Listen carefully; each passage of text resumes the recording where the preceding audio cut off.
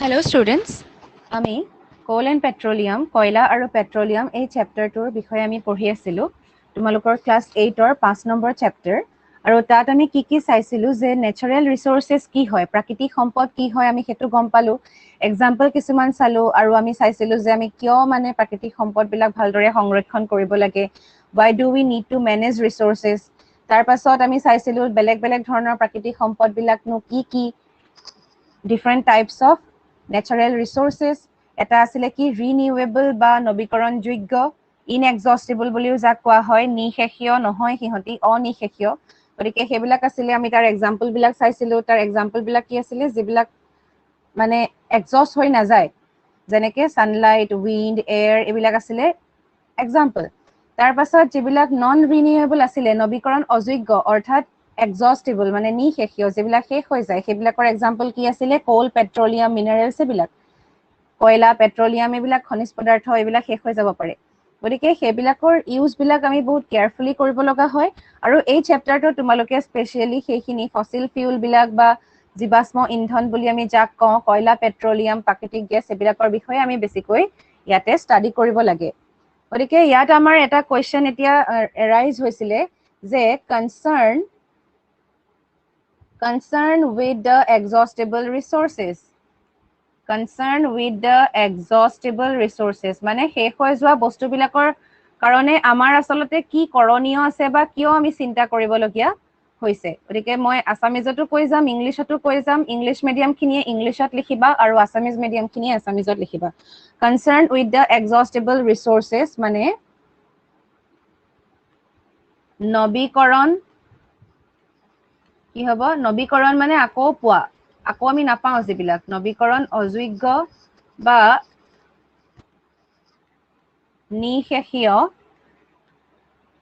নিশেষীয় সম্পদৰ প্ৰতি চিন্তা কিয় চিন্তা এটা আমাৰ আহিছে এই বস্তুটো আমি চাব লাগে এতিয়া তোমালোকক মই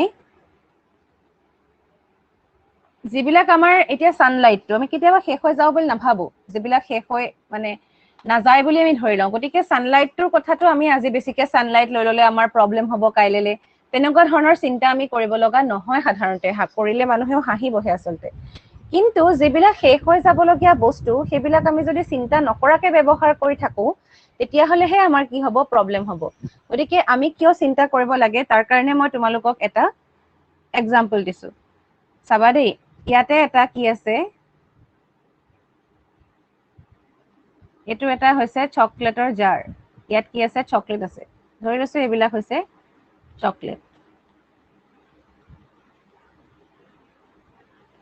চকলেট আছে তোমালোকে চকলেট খাই ভাল পোৱা নে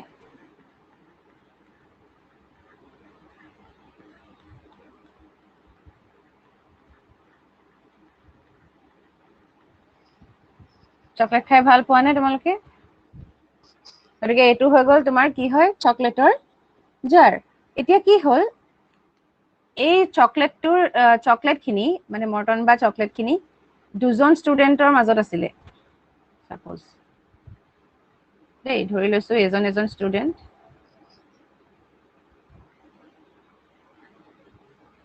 বেয়া হৈছে বাৰু মই আকোতে জাস্ট ভাবিলো আৰু এজন ষ্টুডেন্ট আৰু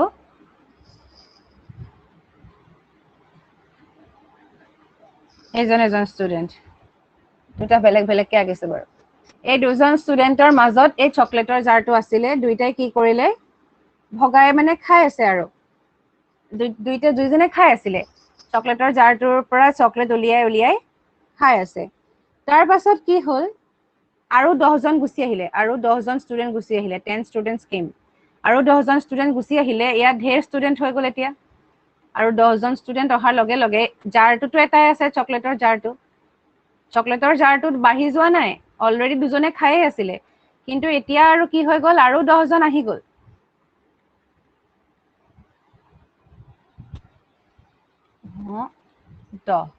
আৰু 10 জন ষ্টুডেন্ট আহি গ'ল এতিয়া কি হ'ব কোৱাচোন এই চকলেটৰ জাৰটো আগতে ইমানখিনি আছিলে এতিয়া চকলেটৰ জাৰটো কিমান আছে জানানে এতিয়া যদি চাওঁ আগতে প্ৰথমতে দুজনে খাই থাকোতে সিমানখিনি আছিলে, লাহে লাহে কমি কমি গৈ আছিলে, ভৰ্তি আছিলে প্ৰথমতে, তাৰপিছত কমি কমি ইমান পালে।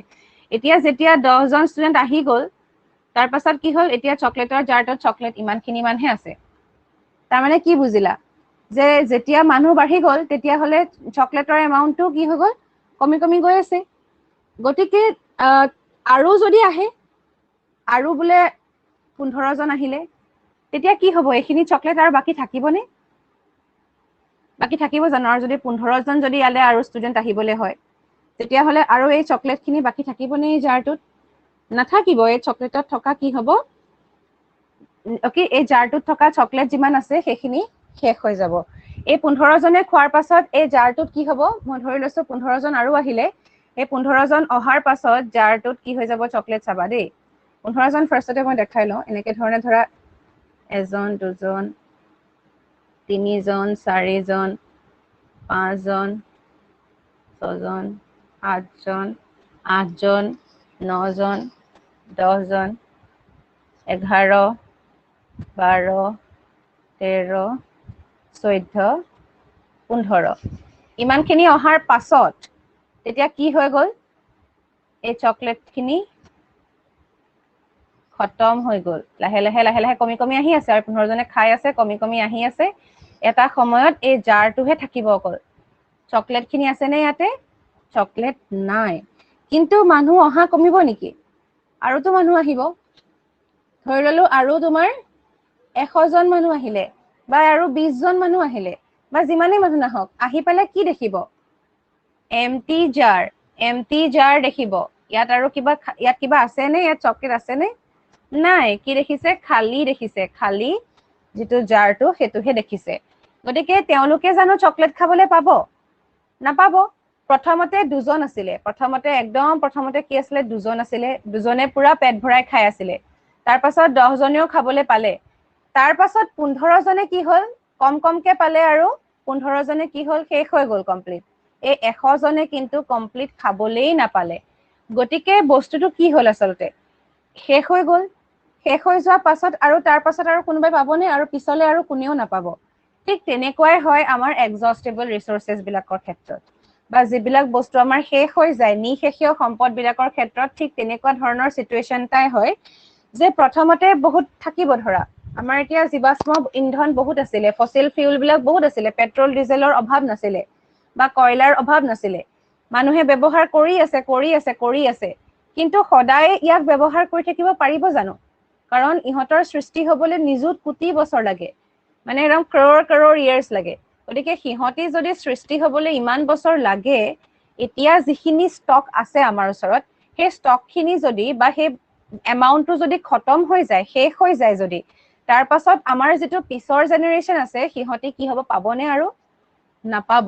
সেইকাৰণে প্ৰাইচ যে বাঢ়ি আছে, এতিয়া পেট্ৰলৰ প্ৰাইচ কিমান বাঢ়িছে, ডিজেলৰ প্ৰাইচ কিমান বাঢ়িছে। গতিকে সেইকাৰণে প্ৰাইচ বাঢ়িছে, যে পপুলেশ্যন বাঢ়ি গৈছে, জনসংখ্যা বাঢ়ি গৈছে, মানুহৰ এমাউণ্ট বাঢ়ি গৈছে। কিন্তু আমাৰ যিটো এমাউণ্ট অফ পেট্ৰল, বা এমাউণ্ট অফ ডিজেল, বা এমাউণ্ট অফ কোল, মানে পেট্ৰলৰ পৰিমাণ, ডিজেলৰ পৰিমাণ আৰু কয়লাৰ পৰিমাণখিনি কিন্তু ষ্টকটো লিমিটেড, সীমিত পৰিমাণৰহে আছে। গতিকে সেইখিনিয়ে পপুলেশ্যন বা জনসংখ্যা বাঢ়ি থাকিলেও সিমানখিনি মানুহক একেখিনি বস্তুৱে জোৰাব লাগিব। চাপোজ আজি তোমালোকৰ ঘৰত কিবা এটা খানা বনালে, ডিছ এটা বনালে, পনীৰ বনালে, চাপোজ পনীৰৰ ডিছ এটা বনালে, আৰু সেইখিনি পনীৰৰ চাপোজ ডিছটো তোমাৰ এটা কেৰাহী তোমাৰ ফুল আছিলে, কিন্তু ভাবি ললে যে মানুহ আহিব আজি 10জন, 10জনৰ কাৰণে এক কেৰাহী ফুল পনীৰৰ তৰকাৰী এটা বনাইছে। তাৰ পাছত 10জনে আকৌ কি কৰিলে, নিজৰ নিজৰ ফেমিলি মেম্বাৰ চবকে লৈ আহিলে, এতিয়া নিজৰ নিজৰ ফেমিলি মেম্বাৰ যদি চবকে লৈ আহে, এতিয়া মানে আচলতে কি হ'ল, প্ৰথমতে আহিলে 5জন দেই, 5জন আহিলে, কেৰাহীটোত আছিলে কিমান, 10জনৰ কাৰণে পনীৰ আছিলে। তাৰ পাছত 5জন আহিলে আলহী, আৰু 5জন পিছত আহিব, আৰু 5জনে কি কৰিলে, নিজৰ নিজৰ ফেমিলি মেম্বাৰ খিনিক লৈ আহিলে। তেওঁলোকে ক'লে যে আৰু আমাৰ ফেমিলি মেম্বাৰ আহিব লগা আছে, তেওঁলোকো আহিব। প্ৰথমতে 5জনক ভালকে খাবলৈ দিলে পুৰা পেট ভৰাই। তাৰ পাছত যেতিয়া ফেমিলি মেম্বাৰ্ছ খিনি আহিলে, তেওঁলোককো এতিয়া নিদিলে বেয়া হ'ব, সেইকাৰণে অলপ অলপকে চবকে দিলে। তাৰ পাছততো আকৌ পিছৰ 5জন আহিছে, সেই পিছৰ 5জনে খালে। তাৰ পাছত তেওঁলোকেও নিজৰ নিজৰ ফেমিলি মেম্বাৰ লগত লৈ আহিলে। তেওঁলোকৰ ফ্যামিলি মেম্বাৰে অলপ অলপকে খালে কিন্তু বনাইছিলে কাৰ কাৰণে 10 জনৰ কাৰণে বনাইছিলে গতিকে সেই বস্তুখিনি ফ্যামিলি মেম্বাৰ্স খিনি লগত লৈ অহাৰ লগে লগে গোটেইখিনি খতমে হৈ গ'ল এই পিছত যিখিনি আহিব তেওঁলোকে আকৌ খাবলৈ পাবনে এই যদি ইনভিটেশন থকাখিনিও আনকি খাবলৈ নাপাব কাৰণ 10 জনৰ কাৰণেহে বনাইছিলে প্ৰথম 5 জনে নিজৰ নিজৰ ফ্যামিলি মেম্বাৰ লগত লৈ আহিছে গতিকে তাৰ পাছত যিসকল আহিব তেওঁলোকেতো ডেফিনেটলি খাবলৈ নাপাব আৰু যদি তেওঁলোকৰ পাছত যদি কোনোবা গেষ্ট আহে তেওঁলোকে আৰু খাবলৈ নাপাব মানে খতম হৈ গ'ল এতিয়া সেইখিনি বনাবও নোৱাৰে সোনকালে সেইখিনি বনাবলৈ হলে ৰাতিখন আৰু আকৌ কিনি মেলি আনি বনোৱাটো বহুত কষ্টকৰ ঠিক তেনেকৈ আমাৰ কোল এণ্ড পেট্ৰলিয়ামৰ ক্ষেত্ৰতো আৰু বেছি প্ৰবলেম কাৰণ সেইখিনি বনাবলৈ নিযুত কোটি বছৰ আমাৰ কোনোবা জীয়াই থাকিব জানো বা ল্যাবৰেটৰীত ইচ্ছা কৰিলে ইন্ডাষ্ট্ৰীত পটককে বনাই দিব নোৱাৰি সেই কাৰণে কোৱা হৈছে আচলতে এনেইতো তোমাৰ মানুহে ঢেৰ বস্তু প্ৰডাকশন কৰিব পাৰে ইন্ডাষ্ট্ৰীত বনাই ললে হ'ল কিন্তু তেনেকে বনাব নোৱাৰে গতিকে যিহেতু বনাবলৈ নোৱাৰে গতিকে আমি কি কৰিব লাগিব তাৰ ইউজটো ভালকে কৰিব লাগিব এতিয়া যদি প্ৰথম 5 জন মানুহ আহে তেওঁলোককে আমি পেট ভৰাই পেলাই খাবলৈ প্ৰথমতে মানে বহুতকে দিব নোৱাৰো ঠিক তেনেকৈ আমাৰ চকলেট খিনি যেতিয়া খাবলৈ লৈছিলে তেতিয়া এই দুজনে যদি প্ৰথমতে বহুত খাই দিয়ে তেতিয়া হলে নহব চকলেট আছে যেনিবা 100টা চকলেট যদি 100টা থাকে মানুহ যদি 100 জন থাকে তেতিয়া হলে ভগাই লব লাগিব এটা এটাকে ভগাই লব লাগিব বলে আৰু যদি আৰু পিছৰ জেনাৰেশনৰ কাৰণে চিন্তাও কৰিব লাগিব যে আমাৰ পাছতো কোনোবাই আহি পেলাই খাব সেই বস্তুটো চিন্তা কৰিব লাগিব তোমালোকে যদি বাৰ্থডে বিলাকত যে স্কুলত যে মৰ্টন বিলাই এতিয়া তোমালোকে তোমাৰ ভাল ফ্ৰেণ্ড দুজন আছে বেষ্ট ফ্ৰেণ্ড দুজন আছে তোমাৰ বাৰ্থডে আৰু তুমি মৰ্টন লৈ গৈছা 50টা 100টা মান মৰ্টন লৈ গৈছা ডাব্বাটো তাৰ পাছত তোমাৰ বাৰ্থডে বুলি তুমি বেষ্ট ফ্ৰেণ্ড কেজনৰ আগত বটলটো উলিয়াই দিলা আৰু সিহঁতে গোটেইখিনি খাই খতম কৰি দিলে বা বেছিভাগ খতম কৰি দিলে তাৰ পাছত তোমাৰ লগৰ যিমান আছিলে সবলৈকে নুজুৰিলে তেতিয়াতো নহব ন তেতিয়া আমি কি কৰিব লাগিব যে তেওঁলোককো তুমি এটা বা দুটা দিকে দিলা আৰু বাকিখিনিৰ কাৰণেও তুমি সমানে ভগাই থৈ দিলা তেতিয়াহে আমাৰ বস্তুটো সবেই ইউজ কৰিবলৈ পাব আচলতে সেইটো কথা আচলতে যেনেকৈ তোমাৰ কোভিড-19ৰ যেটো সিচুৱেচন আছিল তাত যোৱাবাৰ কি হৈছিল পেট্ৰল পাম্প লৈকে বন্ধ হৈছিল আৰু তেতিয়া কি হৈছিল মাজতে অকমান সময়ৰ কাৰণে খুলি দিলে মানুহবিলাক তোমাৰ তাতে জমা হৈ পুৰা একদম পেট্ৰল কিনিবলৈ গৈছিল কিন্তু কাৰোবাৰ যদি বহুত পইচা আছে বুলি যদি কোনোবাই তোমাৰ 10 লিটাৰ 20 লিটাৰ যদি কিনি ললে হেতেন তেতিয়া হলে কি হলতেন বাকিখিনি মানুহে পেট্ৰল নাপালে হেতেন সেই কাৰণে এটা সিস্টেম কৰি দিছিলে যে 100 रुपीस গাড়ী হলে 200 रुपीस বাইক হলে 100 रुपीस এনেকে পেট্ৰল ভৰাব পাৰিব বুলি এটা ফিক্স কৰি দিছিলে গতিকে তেনেকে ধৰণে আসলতে হেতু সিস্টেমতহে বস্তুবিলাক চলাব পৰা যায় আৰু যিবিলাক শেষ হৈ যায় বস্তু সেইবিলাকৰ ইউজ বিলাক আমি বহুত কেয়াৰফুলি কৰিব লগা হয় এতিয়া এইখিনতে মই তোমালোকক আৰু এটা বস্তু জনাই থওঁ তোমালোকে এই বস্তুটো মানে যদি কোৱেশ্চন আহে তোমালোকে লিখিব পাৰিবানে বাৰু যে এক্সহস্টিবল ৰিসোৰ্সেস বিলাক আমি কিয় ভালকে ইউজ কৰিব লাগে why should we use the exhaustible resources properly বা নৱীকৰণ অযোগ্য বা নিশেষীয় সম্পদ বিলাক আমি কিয় ভালদৰে ব্যৱহাৰ কৰিব লাগে এই ধৰণে কথা যদি তোমালোকক দিয়ে তোমালোকে নিজে বনাই লিখিবলৈ চেষ্টা কৰিবা নেক্সট এটা ইম্পৰ্টেন্ট টপিক আছে হেতু হৈছে ফসিল ফুয়েলস বা জীৱাশ্ম ইন্ধন এটা জীৱাশ্ম বুলি বা ফসিল বুলি কলে তোমালোকে কি বুজা এতিয়া আৰ্কিঅপটেৰিক্স বা এই চৰাইটো আটাইতকৈ পৃথিৱীৰ ডাঙৰ চৰাই আচলতে যেটো আজিকালি আমি উটপক্ষী বুলি জানো কিন্তু মানে আগতে অস্ট্ৰিচ বুলি আমি এতিয়া জানো কিন্তু আগতে তোমাৰ যেতিয়া এই ফসিলটো পাইছে তেতিয়া আৰ্কিঅপটেৰিক্স বা ডাইনোসৰৰ নিচিনা এটা চৰাই আছিল হেতু এইজৰে গতিকে হেতু চৰাই আচলতে বহুত যথেষ্ট ডাঙৰ আছিল আৰ্কিঅপটেৰিক্স বুলি কোৱা হয় আৰু হেতু কথা কেনেকে গম পালে মানুহে কোনেও আৰ্কিঅপটেৰিক্স নাই দেখা কিন্তু জীৱাশ্ম বা ফসিলৰ পৰা গম পালে সিহঁতৰ যেটো ইমপ্ৰিন্ট পৰি থাকে যেনেকে পাথৰ বা এইবিলাকৰ যেনেকে এটো ধৰা পাথৰ ইয়াতে তোমাৰ কি হ'ব পাৰে এনেকে হাস বহি যাব পাৰে আৰু হেতুকে ষ্টাডি কৰি যিবিলাক সাইন্টিস্ট আছে সেইবিলাকক ফসিল বুলি কোৱা হয় আৰু হেতুকে ষ্টাডি কৰি তেওঁলোকে কি কৰিব পাৰে তাৰ আগৰ দিনৰ জীৱবিলাক বা আগতে কোনবিলাক অৰ্গানিজম আছিল কোনবিলাক লিভিং অৰ্গানিজম আছিল সেইবিলাকৰ কথা তেওঁলোকে গম পায় যেনেকে ডাইনোসৰৰ কথা গম পাইছে ডাইনোসৰটো কোনেও লগ পোৱা নাই কিন্তু সিহঁতক কিহৰ পৰা গম পাইছে যে ফসিল বিলাকৰ পৰা গম পাইছে যে এনেকুৱা ধৰণৰ আছিল কেতিয়াবা ইমান ডাঙৰ ইমান অৰ্গানিজম আছিল বুলি ঠিক তেনেকৈ এটা ফসিল ফিউল মানেনো কি ফসিল ফিউল বুলি কিয় কোৱা হয় তাৰ কাৰণ আছে আচলতে মই ডেফিনেশনটো লিখি দিম তাৰ পাছত তোমালোকক বুজাই দিম চাবা ফিউলস formed by আসামিজতো লিখিম চিন্তা কৰিব নালাগে fuels formed by natural processes like decomposition of dead plants. Decomposition of dead plants. Decomposition of dead plants and animals.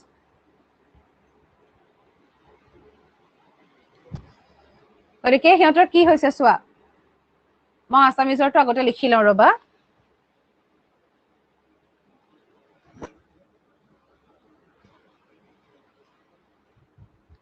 মৃত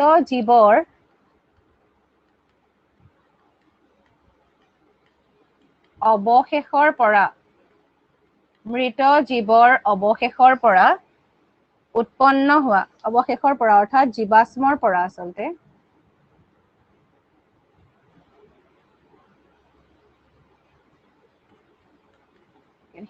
জীৱাশ্মৰ পৰা উৎপন্ন হোৱা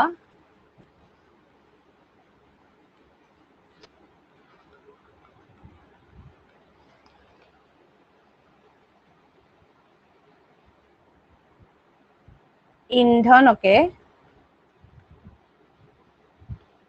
জীৱাশ্ম ইন্ধন বোলে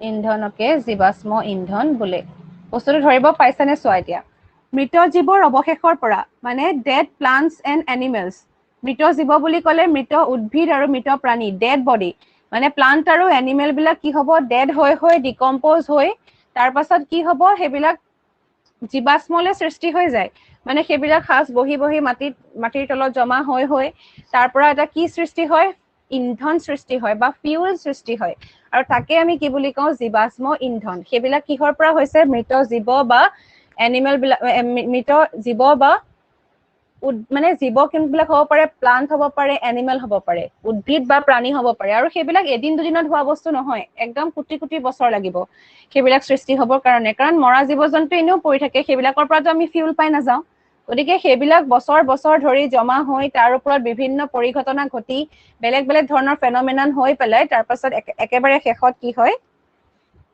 কি ফৰ্ম হয় সেইবিলাক ফসিল ফিউল ফৰ্ম হয় এতিয়া মই এতিয়া ফসিল ফিউলৰ বিষয়ে অকমান তোমালোকক দেখাই দিও গোটেই বস্তুখিনি তাৰ পাছত আমি কয়লাটো নেক্সট ক্লাছত ষ্টাডি কৰিম কিন্তু ফসিল ফিউলৰ বিষয়ে তোমালোকে এবাৰ যদি চাই লোৱা তেতিয়া হলে তোমালোকে বাকি কয়লাৰ পৰা যিখিনি কয়লা পেট্ৰলিয়ামৰ যিখিনি ষ্টাডি আছে সেইখিনি আৰু ভালকে বুজি পাবা ইয়াত চাবা দেই ফসিল ফিউলৰ এক্সাম্পল কেইটামান দি লওঁ উদাহৰণ কি হ'ব পাৰে ফসিল ফিউলৰ জীৱাশ্ম ইন্ধনৰ উদাহৰণ কি হ'ব পাৰে কোল মানে কি কয়লা তাৰ পাছত আহিলে পেট্ৰলিয়ামটো পেট্ৰলিয়াম বুলিয়ে লিখিব পাৰি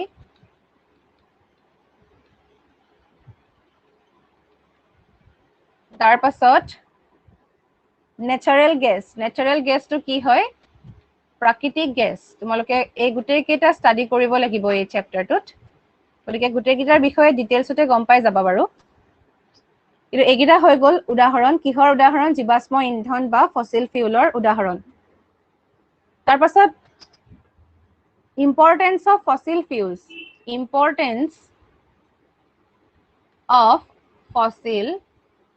ফিউলছ জীৱাশ্ম ইন্ধনৰ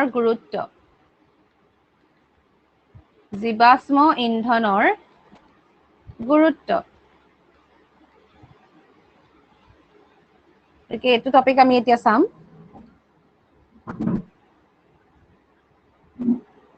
জীৱাশ্ম ইন্ধনৰ গুৰুত্ব কি হ'ব পাৰে যে ইহঁতক যে আমি ইন্ধন হিচাপে ব্যৱহাৰ কৰো বা ফিউল হিচাপে যে ব্যৱহাৰ কৰো ইউজ কৰো যে কিয় ইউজ কৰিব পাৰো কাৰণ ইয়াৰ পৰা কি ওলাই কয়লা পুৰিলে তাৰ পৰা কি পোৱা তাৰ পৰা লাইট পাওঁ আৰু হিট পাওঁ পেট্ৰলৰ পৰা আমি কি পাওঁ গাড়ী এখন চলিব পাৰে তাৰ পৰা কেলে পাইছো আমি তাৰ পৰা এনাৰ্জি পাইছো আচলতে ইহঁতি কি হয় শক্তিৰ উৎস বা ইম্পৰ্টেন্ট সোৰ্স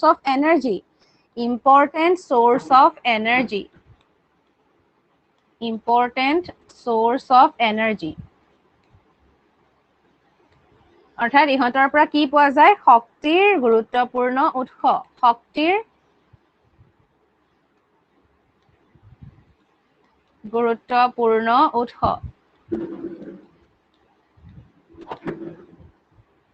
এটা যেনেকে এক্সাম্পল এটা দিব পাৰো আমি coal produces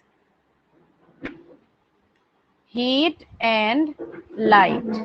মানে কি বুজি পাইছানে? কয়লাই কি সৃষ্টি কৰে? কয়লাই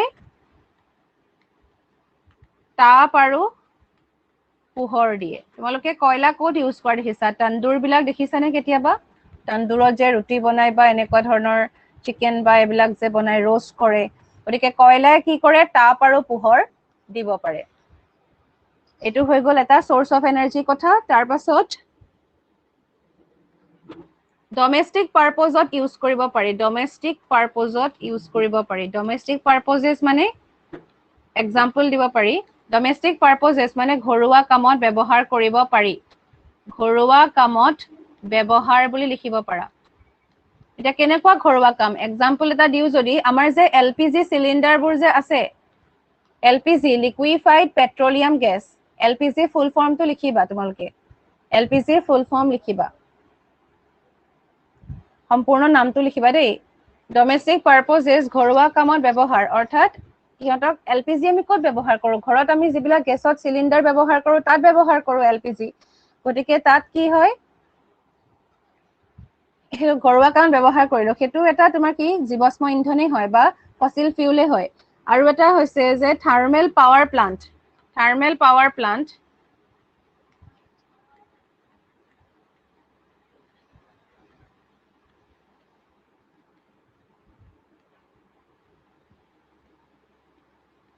তাপ শক্তি প্ৰকল্প এইবিলাকত হয়। তাৰ পাছত মানে কি হ'ব? ইলেক্ট্ৰিচিটি প্ৰডাকশ্যন হ'ব। ইলেক্ট্ৰিচিটি বিদ্যুৎ প্ৰডাকশ্যন। বুজি পালানে? ইয়াৰ পৰা বিদ্যুতৰ সৃষ্টি কৰিব পাৰি বা ইলেক্ট্ৰিচিটি বা এনেকুৱা ধৰণৰ কামত আমি ইউজ কৰিব পাৰোঁ। এতিয়া গাড়ী এখন যে চলিছে, তাৰ পৰা আমি ইন্ধন ব্যৱহাৰ কৰি গাড়ী এখন চলাইছো, বা ইণ্ডাষ্ট্ৰি এটা যে চলিছে, কিবা এটা মেচিন যে চলিছে, এই গোটেই বস্তুবিলাক কিহৰ কাৰণে চলিছে? এই যিবিলাক ফিউল বিলাক, যিবিলাক ইন্ধন আছে তাৰ ওপৰতে বেছ কৰি চলি আছে। এতিয়া আমি চাওঁ যে এই ফসিল ফিউল বিলাক কেনেকে ফৰ্ম হয়, কেনেকে সৃষ্টি হয়। হাউ were the fossil fuels formed? জীৱাশ্ম ইন্ধন কেনেকৈ সৃষ্টি হয়? জীৱাশ্ম ইন্ধন কেনেকৈ সৃষ্টি হয়? গতিকে এইখিনি কথা আমি এতিয়া চাব লাগে। কেনেকে সৃষ্টি হয় গোটেই কথাখিনি আমি চাব লাগিব।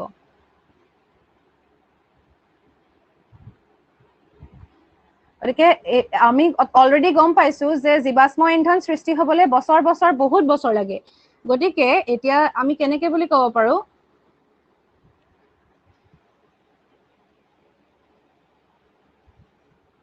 Formed during Carboniferous period. Formed during Carboniferous period.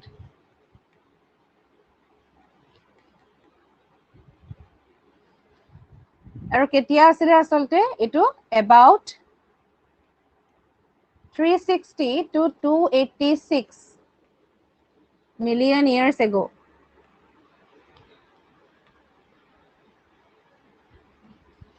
কি বুলি লিখিবা? 360 পৰা 286 মিলিয়ন বছৰৰ আগতে সৃষ্টি হৈছিল।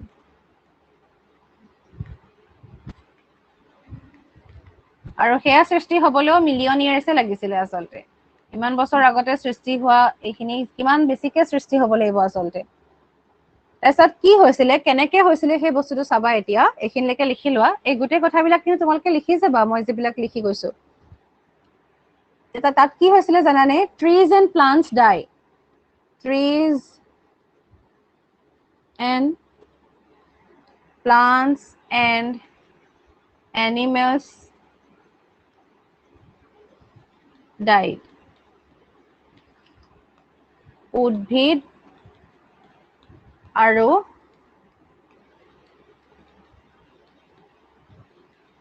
প্ৰাণীৰ মৃত্যু। মানে কি হ'ব? উদ্ভিদ আৰু প্ৰাণীবিলাক মৰাৰ পাছত কি হ'ব? ক'ত যাব? sank to bottom of ocean. এতিয়া কি হৈছিলে? sank to bottom of ocean. সমুদ্ৰ তলিত সমুদ্ৰতলিত ডুব গৈছিল মানে যেতিয়া মানুহ বা জীৱ-জন্তু বা বেলেগ বেলেগ উদ্ভিদ বিলাক যেতিয়া মৰিছিলে সেইবিলাক মৰাৰ পাছত সিহঁতি ক'ত সোমাই গৈছিলে সাগৰৰ তলত সোমাই গৈছিলে মানে সাগৰৰ তলত সোমাই গৈছিল sank to bottom of ocean তাৰ পাছত কি হ'ল চাবা দেই formed layer of spongy material এটা layer এটা form কৰিছিলে যেটো spongy material আছিলে মানে soft আছিলে materialটো called peat form কৰিছিলে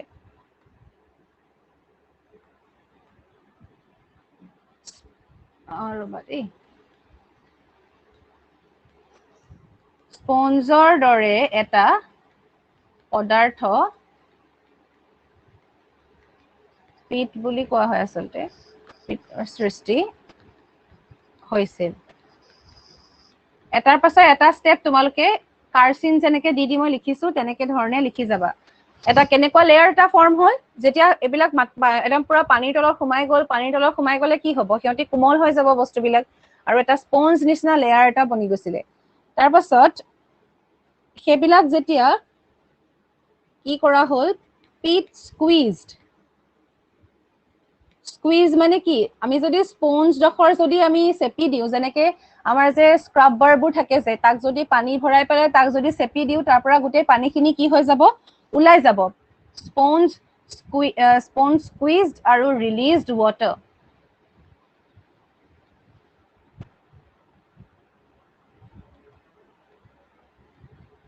স্পঞ্জ খিনি চেপা খাই মানে প্ৰেছাৰতে হৈছিলে আসলতে পানী ওলাই গৈছিল তাৰ পৰা পানীখিনি ওলাই গৈছিলে তাৰ পাছত কি হ'ল ইয়াৰ পৰা আসলতে এইটো স্টেপৰ পাছত কি হ'ল চাবা formed আৰু এই যে পানীখিনি ওলাই গ'ল পানীখিনি ওলাই যোৱাৰ পাছতে কি পালো আমি কোল পালো অইল পালো আৰু গেছ পালো কি হ'ল যিখিনি হাৰ্ড বস্তু হৈ গ'ল সেইখিনি কোল হৈ গ'ল মানে কয়লা হৈ গ'ল মানে এনেকে লিখিব পাৰা তোমালোকে কয়লা তেল গেছ সৃষ্টি হৈছিল বুজি পালানে যিখিনি হাৰ্ড সাবস্টেন্স থাকি যাব সেইখিনি কি হ'ল কয়লা বা কোল যিখিনি ওপৰত উপঙি আছিলে সেইখিনি হৈ গ'ল তেল বা অইল আৰু তাৰ লগতে কিছুমান গেছ ওলাইছিলে যিখিনি আমি প্ৰাকৃতিক গেছ বুলি কওঁ বা নেচাৰেল গেছ বুলি কওঁ এই গোটেই কেইটা বস্তু আমি তাৰ পৰাই পাইছিলো তাৰ পাছত কোলটো ক'ৰ পৰা ফৰ্ম হয় এই কোল যে আছে কয়লা বা কোল এই বস্তুটো ক'ৰ পৰা ফৰ্ম হয় জানানে কয়লা বা কইল যিটো এমাউন্ট আছিলে সেইখিনি সাধাৰণতে generally form from dead plants সাধাৰণতে ক'ৰ পৰা হয় বুলি ক'ব পাৰা তুমি সাধাৰণতে মৃত উদ্ভিদৰ পৰা সৃষ্টি হৈছিল মানে কয়লা সাধাৰণতে উদ্ভিদৰ পৰা সৃষ্টি হয় তোমালোকে কয়লাৰ সৃষ্টি বা কোলৰ সৃষ্টি কোলৰ ফৰ্মেশন পঢ়িলে গম পাবা যে কয়লাটো ক'ৰ পৰা হয় মৃত উদ্ভিদৰ পৰা তাৰ পাছত অইলটো ক'ৰ পৰা হয় from dead animals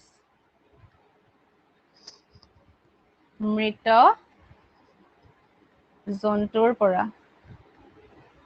বুজি পালা যদি জীৱ-জন্তুৰ পৰা সাধাৰণতে আমি অইল পাওঁ কিন্তু উদ্ভিদৰ পৰা বা প্লান্টৰ পৰা আমি কি পাওঁ কোল পাওঁ এই গোটেই প্ৰসেসটো আকৌ এবাৰ চোৱা ইয়াত কি হৈছিলে যে প্ৰথমতে কি হৈছিলে তাৰ trees plants animal million years আগতে কি হৈছিলে এই ট্ৰি প্লান্ট এনিমেল বিলাক কি হৈছিলে মৰাৰ পাছত সিহঁতি সাগৰৰ তলত গুচি গৈছিলে সাগৰৰ তলত গলে সিহঁতি স্পঞ্জৰ নিচিনা এটা লেয়াৰ ফৰ্ম কৰিলে আৰু সেই স্পঞ্জটো শুকুৱাৰ পাছত বা তাৰ পৰা পানীখিনি ওলাই যোৱাৰ পাছতে কি ফৰ্ম হ'ল কয়লা ফৰ্ম হ'ল তেল আৰু গেছ কোল অইল আৰু গেছ এই তিনিটা বস্তু ফৰ্ম হ'ল আৰু কয়লাটো সাধাৰণতে প্লান্টৰ পৰা ফৰ্ম হয় আৰু অইলটো সাধাৰণতে ক'ৰ পৰা ফৰ্ম হয় এনিমেলছ বিলাকৰ পৰা ফৰ্ম হয় গতিকে এইখিনি হৈ গ'ল ফসিল ফিউল বিলাকৰ প্ৰডাকশন কেনেকে হয় গতিকে তোমালোকে এই গোটেই কথাখিনিকে তোমালোকে কয়লাৰ কাৰণেও লিখিব পাৰা আৰু পেট্ৰলিয়ামৰ কাৰণেও লিখিব পাৰা মই তথাপিতো তোমালোকক সেইকেইটাটো দেখামেই এতিয়া তোমালোকে এটা কাম কৰিবা, এতিয়া তোমালোকে কি কৰিবা যে যিখিনি তোমালোকৰ ইয়াতে থকা বস্তুখিনিৰ ওপৰত যিখিনি ডিসএডভান্টেজেস আছে, মানে কোল এণ্ড পেট্ৰলিয়ামৰ যিখিনি ডিসএডভান্টেজেস আছে, মানে ফসিল ফিউল বিলাকৰ জীৱাশ্ম ইন্ধন বিলাকৰ থকা যিখিনি ডিসএডভান্টেজ, মানে যিখিনি অসুবিধা, কয়লা পেট্ৰলিয়াম এইবিলাক ইউজ কৰিলে কি বেয়া হয় আমাৰ পৰিৱেশৰ কাৰণে, সেই কথাখিনি তোমালোকে লিখিবা দেই। এইটো তোমালোকৰ হৈছে হোমৱৰ্ক, এইখিনি কৰিবা, কৰি মোক দেখুৱাবা।